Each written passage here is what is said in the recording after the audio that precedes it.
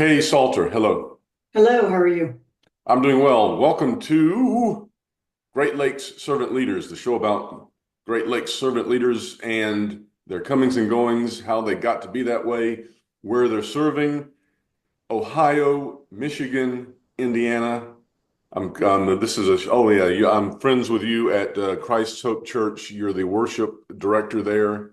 So that's how you're kind of sort of in the mix. And I interviewed you 3 or 4 weeks ago regarding a different matter, and now you're coming back, so you're a blessing.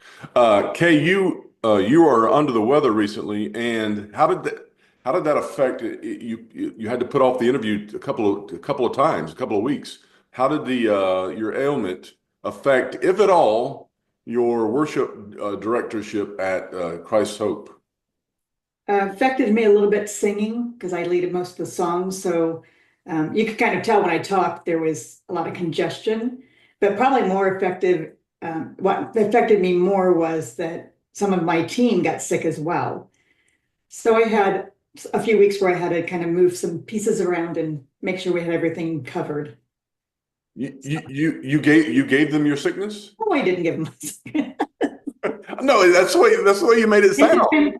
independently sick. Okay, so it didn't have much of an impact. It didn't have no. But in the To the past, normal everyday person, we carried on as normal. in the past, once or twice, you've had to call in sick, and someone else has directed as a fallback.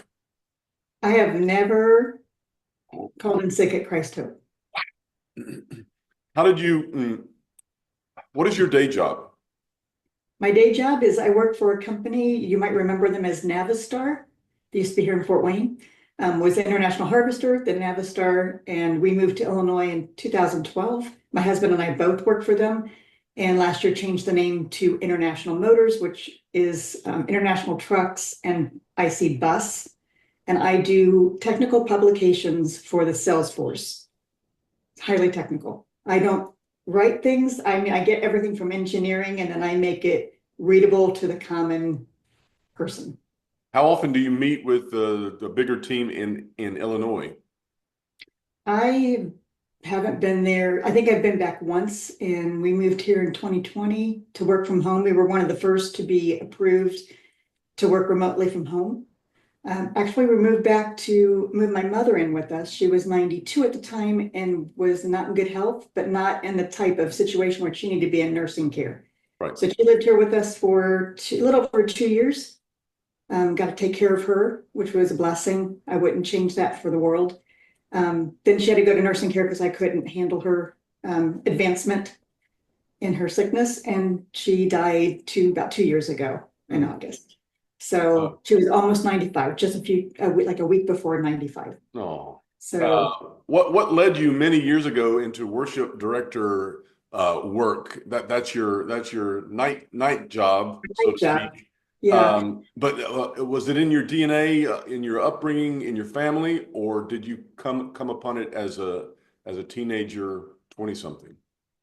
I was raised in a church, and my mom and dad both sang. We had a choir back in the day, small church, and my aunt was a piano teacher. So if you took piano lessons in my town, my aunt would be one of two that you would be thwarted to.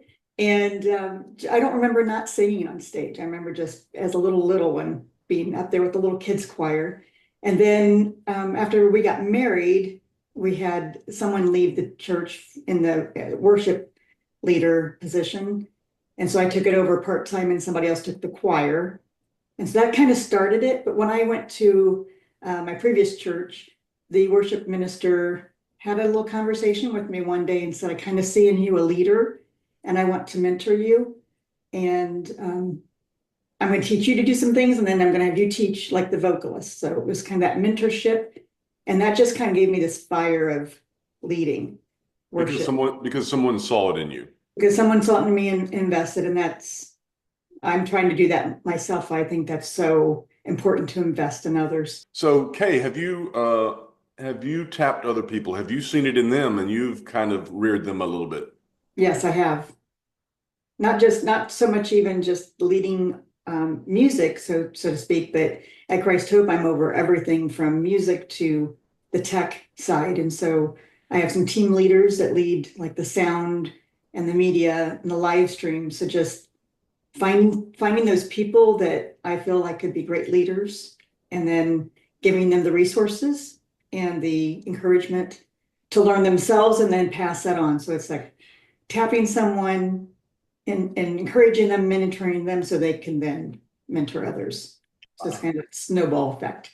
Okay, I want to invite you whenever it's appropriate next week, as far as that goes, to interview me on this same show, because a late in life thing that I'm doing is tapping other people to interview me.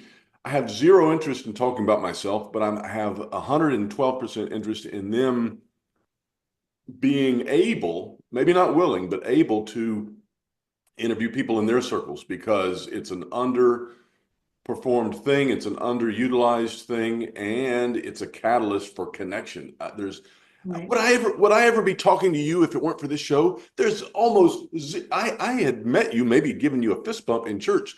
We had Right. virtually no conversation, virtually no connection. Oh, and moving right along though, Kay, is you have stats. Yeah. Why did it enter your brain to bring some stats onto the show? I want to talk about bivocational ministry and what that is. And the best way to describe it is to Oh, give a little bit of a framework. yeah. So let's do that. So framework is good. Let me interrupt you. Have you ever been to? Do you know anything about Great Lakes Christian College? I know where it is, and I know that our lead minister graduated from there. And I know Frank Weller. And otherwise, you have no connection I or have no connection, no. affiliation. I'm actually, dare I say, I was raised Church of God, which is Anderson University. Mhm. And then for many, many years, went to Emmanuel Community Church, I actually worked there as well. And that is United Brethren in Christ. So that's my background. Yes, cool. So your framework, the reason you are bringing the stats on the show is to have a framework for other folks' service, right? Right. So here's the framework. And this I got a couple years ago at a conference. I can't imagine it's changed too much.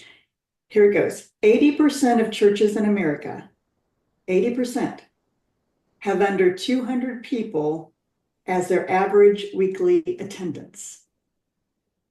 90% have under 100 in their weekly average attendance. What does that tell us? It tells us that the majority of churches in America are small churches. Why is that important? Because I can stand in my parking lot at church and I can look either direction, and you know this, and find big churches. Either direction, right? Yeah. But you can also drive around the city or wherever you're from and see a bunch of little churches that are still thriving, still ministering, still a great community of faith, right? So what they don't have in a small church is resources. Obviously, less people, less money, so they can't afford a big staff. They can't afford to pay 4 or 5 full-time people. How do they overcome that? So and back in the day, I would say it was more popular to find someone who could do 2 things. Let's hire a youth pastor and a music minister as a full-time person. And what happens, not that it's impossible to find someone who can do both well, probably not likely. You're going to either have a really good music program and not so great youth, or really good youth and not so great music. Mhm. So in the last 10 or 15 years, I've seen a shift among people that I associate with, this bivocational idea, which the person like me has a full-time weekly day job. I work 40 hours for International Motors here at home. And then I spend about 18 to 20 hours a week as a worship minister at Christ Hope. Which means prep. Besides prep, what is the work besides preparation? I do all the scheduling of my team, which is everything from musicians to tech booths. I manage all the, I create all the services, pick all the music out, put the flow together, rehearse my team, rehearse myself, do any talking points, all the transitional stuff. Do you work with the pastor? Do you work with the pastor every week regarding what he's going to say, or does it have very little connection? Has 100% connection. So CJ provides me with his sermon topics, where he's going, scripture references, and I use all of that. As early as when, or as late as when? He typically gives me, if he's doing a series, I get it, I'd say 4 to 6 weeks ahead of time. I thought you were going to say Monday, Um, Tuesday. lately he's been doing just some one-off, we call them one-off sermons. Uh-huh. Those are a little bit later, but I have the same team every week, so working ahead doesn't really do me any good.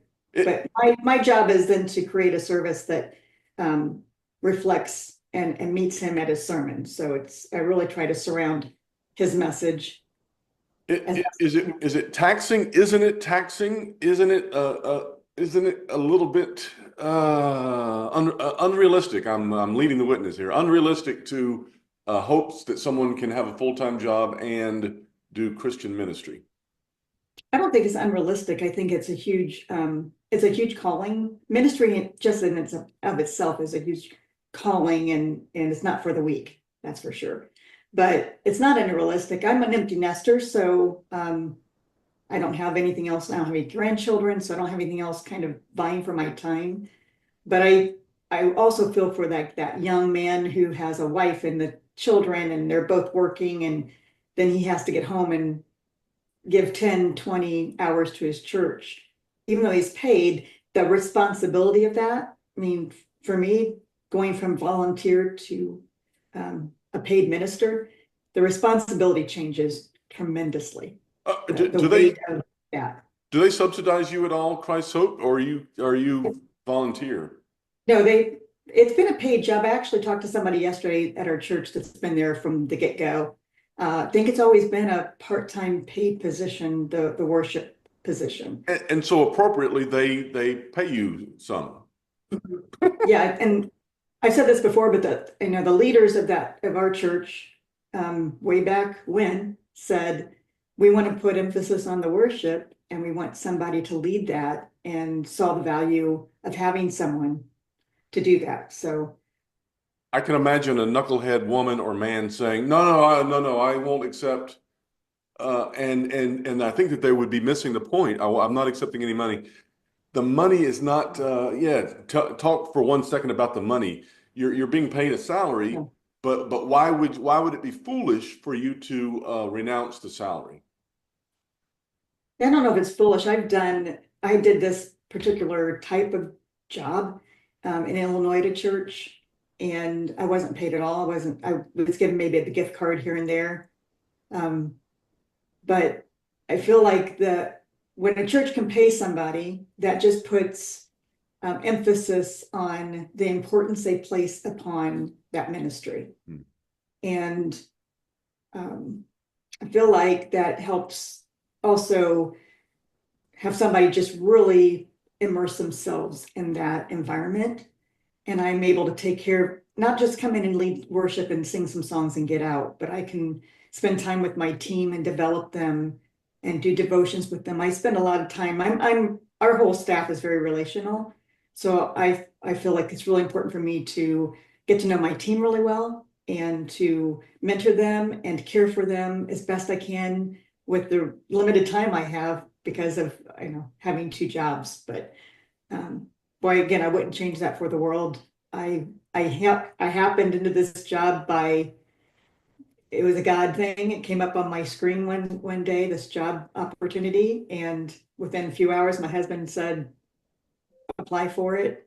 And about 2.5 weeks later, they hired me. The And I've full-time been there job two or and a the half. Christ's Hope job? The part-time, the Grace Hope job. Yeah. Wow. It just happened. I wasn't looking for anything. It just happened. That's cool. Kay Salter, you are a very poignant and compelling example of a servant leader. And I appreciate you being vulnerable and talking about it because, of course, hopefully, it inspires other people to do similar work. It doesn't have to be paid, of course. In fact, most ministerial jobs are not paid. And so we rely on those folks to do our paid job. You've been a wonderful guest on Great Lakes Servant Leaders. Thank you, Kay Salter. Thank you. Thank you. All right, bye.